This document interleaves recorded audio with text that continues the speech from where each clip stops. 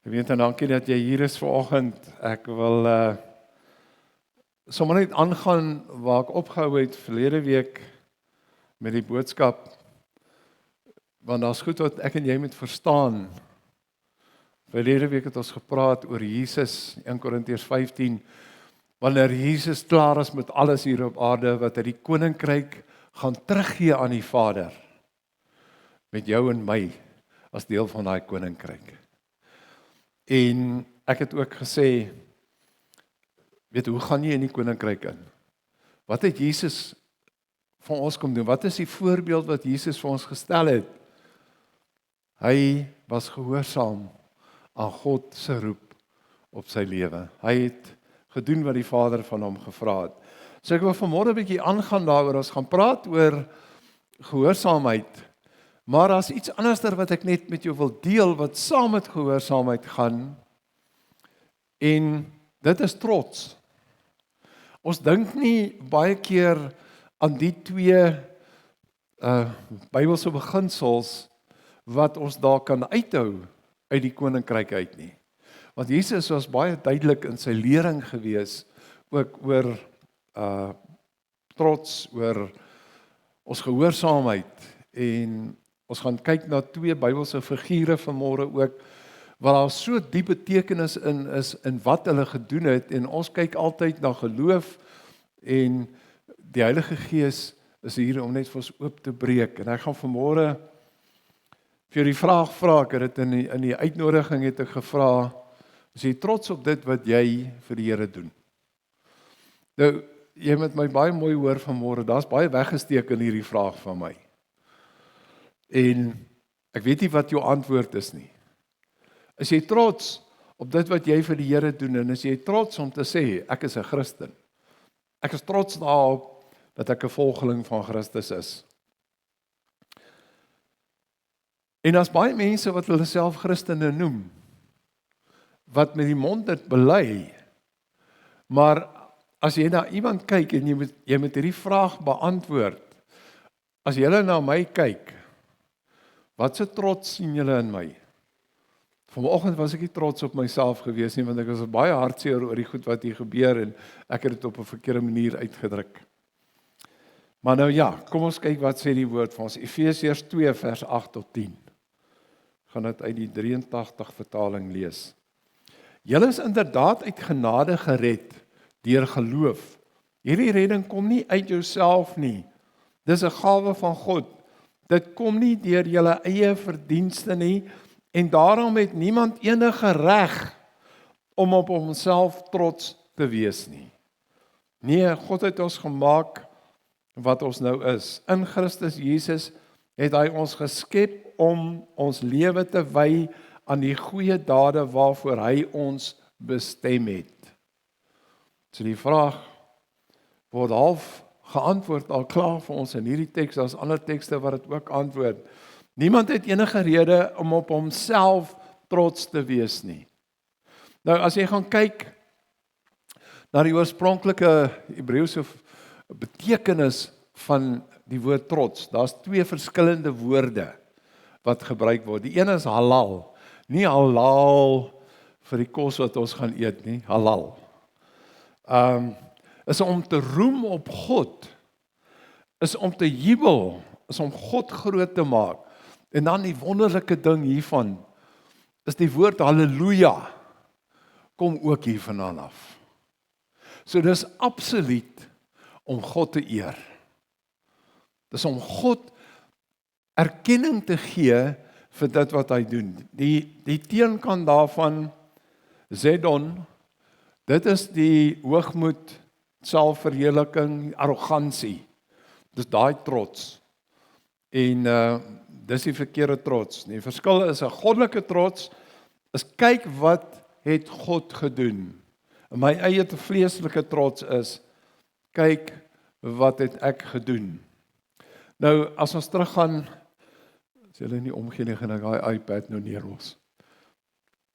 As ons teruggaan na 1 Korintiërs 15 toe, dan weet ons verseker dat Jesus maak klaar met alles, en uit gehoorsaamheid aan hom gaan ons deel wees waar hy ons eendag teruggee na die Vader toe. Maar daar's 'n paar goed wat ek en jy moet verstaan. En ek kan vir jou 'n baie lang lys van goed gee oor gehoorsaamheid. Ons word van kleins af geleer om gehoorsaam te wees. Ons ouers dring dit by ons in. Ons het al hoeveel preke gehoor oor gehoorsaamheid. Maar hoe leef jy jou gehoorsaamheid uit? As mense na jou kyk, sonder dat jy 'n woord evangelie uit jou mond uit laat kom, as hulle na jou leefwyse kyk, as hulle kyk na wat jy doen, kan hulle die goddelike trots sien. Dit is 'n baie dun lyn, want ons is so maklik dat ons kan, sonder dat ons regtig waar attent is daarop, kan ek en jy maar partykeer hierdie trots wat ons op onsself het wys. Ek ken die Bybel, want ek weet om hierdie vers toe te pas. Ek weet dit, moenie my kom leer nie. Dis wat ons doen. Maar ek en jy ken nie regtig die Bybel nie, want ons moet God leer ken. Ons moet die God wat sy woord uitgespreek het, moet ons ken. Want hy gaan met ons praat. En as hy met ons praat, hoe reageer ons dan daarop? En die volgende 2 woordjies wat ek met jou wil deel, of woorde, is nie woordjies nie, dis massiewe woorde. Dis waaroor die boodskap gaan vanmôre, in gehoorsaamheid. Hoe kyk ons na goed wat ons doen, wanneer die Heilige Gees ons help om iets te moet doen, en ons lees oor Bybelse figure, en ons praat oor, sy geloof was so groot, dat in die Ou Testament hulle geleef, in die Nuwe Testament praat van hulle geloof.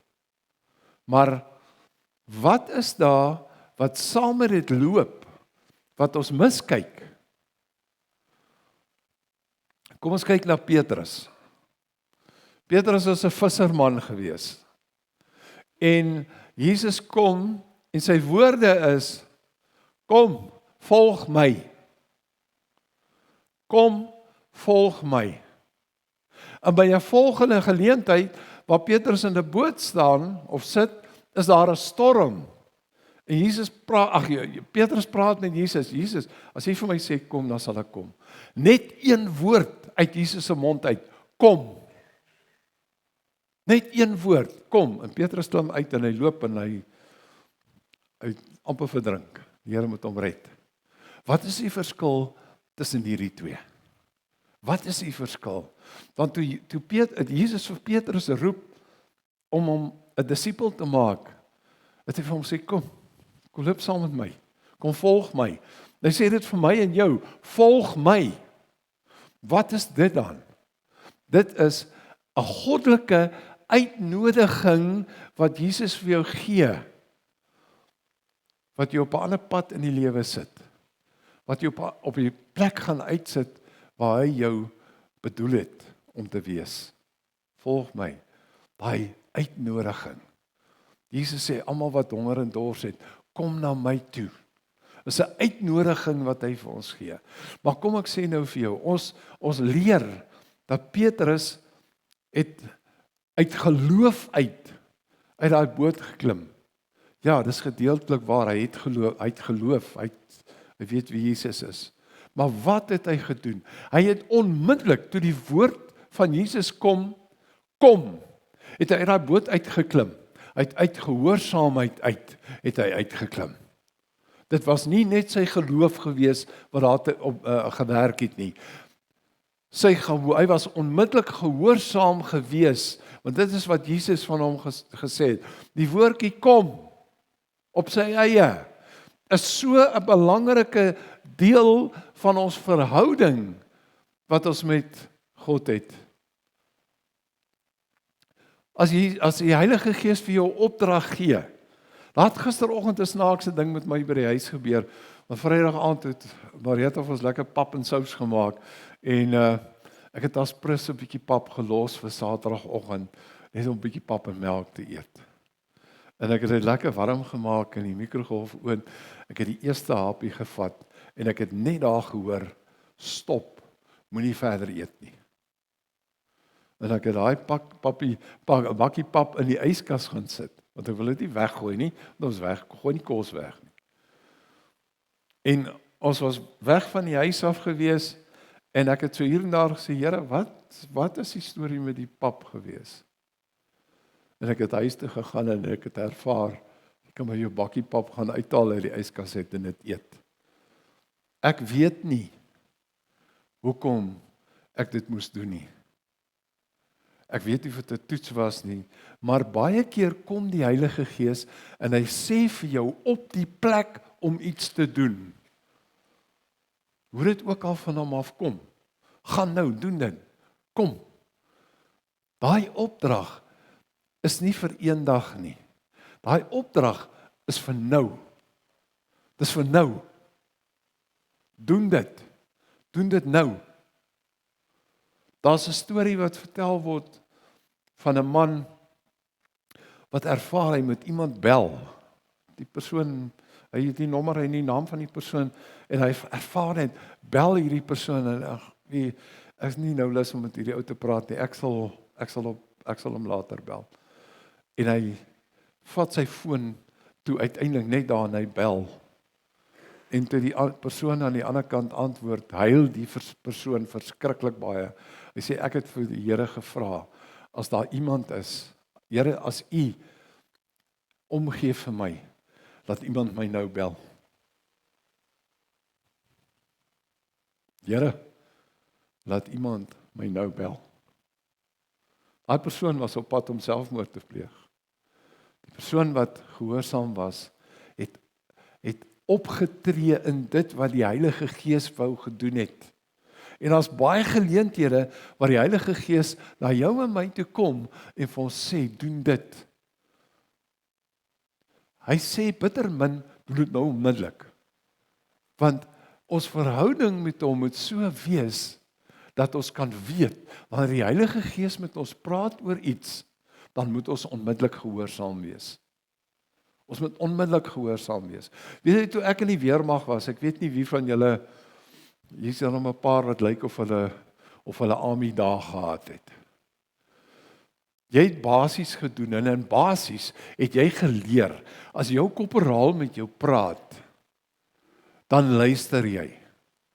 As hy daar staan en die generaal staan daar en hy nie generaal praat, dan luister jy vir die korporaal, jy luister nie vir die generaal nie. En wanneer jy in 'n situasie gaan waar daar lewe en dood is,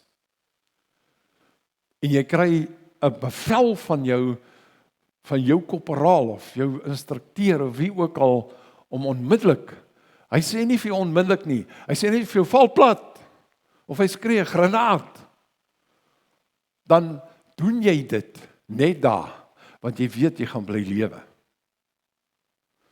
En dit is hoe ek en jy ons verhouding met die Here moet hê, dat ons weet daai oomblik as daai ding van die Here afkom, dat ons onmiddellik kan sê, ja Here, ek doen dit nou.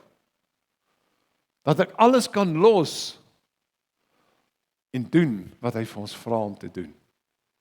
Die tweede voorbeeld wat ek wil gebruik is Abraham. Die Here kom daar, die engele kom daar by Abraham, en ons weet die Here was ook daar, en hy sê, ek gaan Sodom en Gomorra platvee, ek gaan hulle wegvat uit die.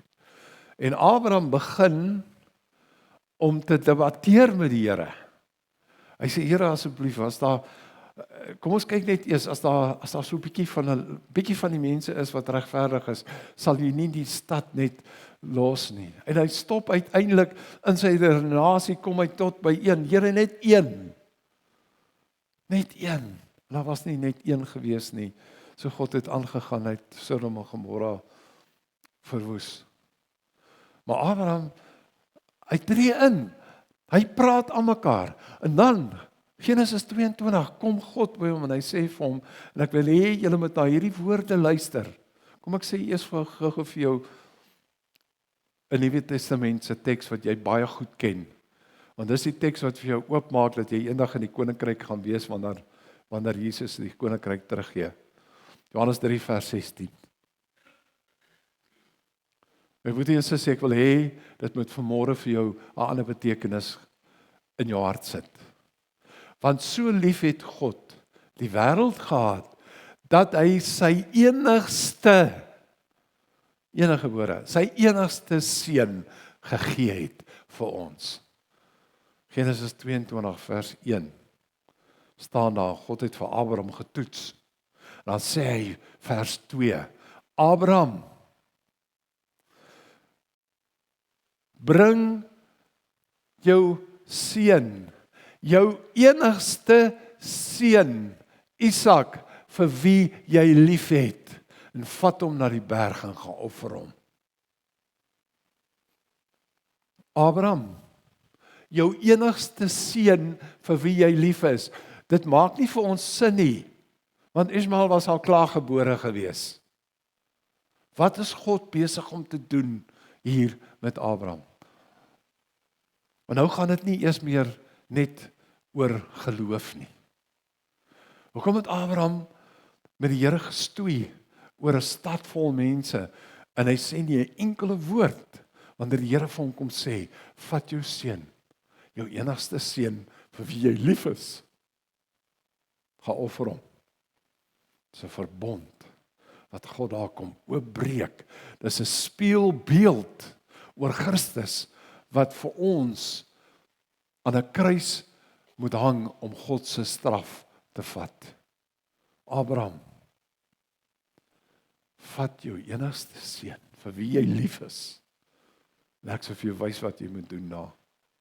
Abraham het geloof gehad, maar Abraham was onmiddellik, hy was onmiddellik gehoorsaam, want die teks daarna sê vir ons, die volgende oggend het hy geloop. Die volgende oggend het hy daai opdrag uitgevoer, hy was gehoorsaam gewees aan dit wat God gedoen het, en ons weet wat die uiteinde was. God het 'n ram gegee in die plek van Isak. God weet hoekom hy vir jou 'n opdrag gee. Hy weet wat daar moet gebeur. Ek en jy weet dit nie. Ons gaan dit nie altyd sien nie. Maar wat is jou gehoorsaamheid? Wanneer die Here met jou praat, wanneer jy 'n teksgedeelte lees, en jy weet dat die Here praat met jou daaruit, gaan ons soos Abraham eers probeer om die stad te red met ons woorde, of gaan ons gehoorsaam wees aan die Here? Jesaja 1 sê die Here, kom nou, kom ons maak hierdie saak uit. Hy praat oor, kyk na die weduwees en die wese en 'n klomp ander goed, maar hy sê, kom, ons maak dit nou uit. Dis 'n uitnodiging vir jou, om in gesprek te tree met die Here, maar dit is ook 'n opdrag. Moenie laat hierdie ding in jou kop bly vassteek, en jy eie gedagtes daaroor maak nie. Kom praat met my. Wees jy net gehoorsaam aan dit wat ek vir jou gee, sodat my plan, God se plan, uitwerk vir dit waarmee hy besig is. Want Jesus kom aarde toe in opdrag van God. Hy het gesê ja. Hy was gehoorsaam gewees, nie net tot die dood aan die kruis nie. Hy was gehoorsaam gewees daarna. Want een van die goed wat hy ook moes gedoen het, was om terug te gaan hemel toe. Was om te gaan regmaak vir sy tweede koms. Om reg te maak in die gees, om die magte en kragte wat ons vashou, finaal te breek. En dan die koninkryk te kan teruggee. Want ek en jy so moet uitsien na. Ek sien uit na daai dag wanneer ek in die teenwoordigheid van God gaan wees. Jy sien, want ek lees die woord. Ek en jy lees die woord. En ons maak van ons kennis by mekaar.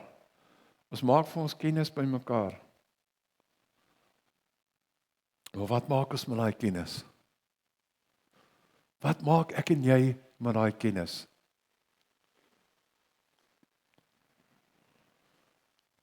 2 Korintiërs 4, baie interessant.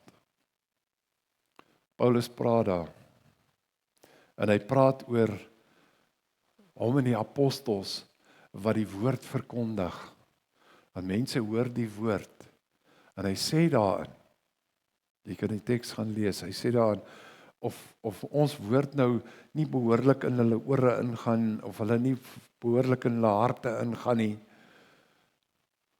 want die God van die wêreld belemmer hulle dat daai woord in hulle harte ingaan. Hulle verblind hulle, dis hier die woord vir ons sê, die woord wat gebruik word is verblind. Die koning van hierdie wêreld verblind hulle. Maar dan gaan hy aan in vers 6, sê hy so incredible ding. Hy sê, want God het gesê, dat hy die lig in ons harte kom insit het, sodat ons die kennis oor hom wat God is, kan hê in Christus. Selfs Paulus praat van die lig. Hy verwys na die skepping. Daar was lig. God het die maan en die son en die sterre wat ligte het geskep. Maar die lig waarvan hy heel eerste praat, was al klaar daar gewees. En Paulus kom sê net, God sit die lig in ons harte in, om die evangelie van Christus te kan verstaan, om gehoorsaam te wees. Maar die God van hierdie wêreld, weet julle wat doen Satan? Hy stop nie mense om die evangelie te hoor nie. Dis nie wat hy doen nie. Hy maak hulle blind vir die waarheid wat hulle moet hoor uit die evangelie uit. Jy sien, want pastoor YouTube het dit gesê, en dit is die waarheid. En pastoor ChatGPT sê dis wat ons moet glo. Watter pastoor luister jy voor? Watter pastoor luister jy voor? Luister jy vir die Heilige Gees? Want is die Heilige Gees wat kom om dit wat God, die lig wat God in ons harte gesit het, die kennis wat ons van hom moet kry, wat ons in Christus sien. Jy gaan nie God die Vader verstaan as jy nie deur Jesus dit raak sien nie. Want Jesus sê vir sy disippels, as julle my gesien het, het julle die Vader ook gesien. En ons het hierdie verlange om eendag in die hemel by die Vader te wees. Ons kan uitsien daarna. Maar Jesus is die een wat vir ons kom wys het wie die Vader is. So lief het God die Vader gehad, dat hy sy enigste seun gegee het. Sien jy God se liefde vir jou in dit wat Jesus kom doen het? Sien jy God se liefde vir jou in dit wat die Heilige Gees kom oopbreek in jou lewe? Want die Heilige Gees gaan nie ophou om Jesus oop te breek vir jou in jou lewe nie. Hy gaan eers ophou die dag wanneer Jesus terugkom.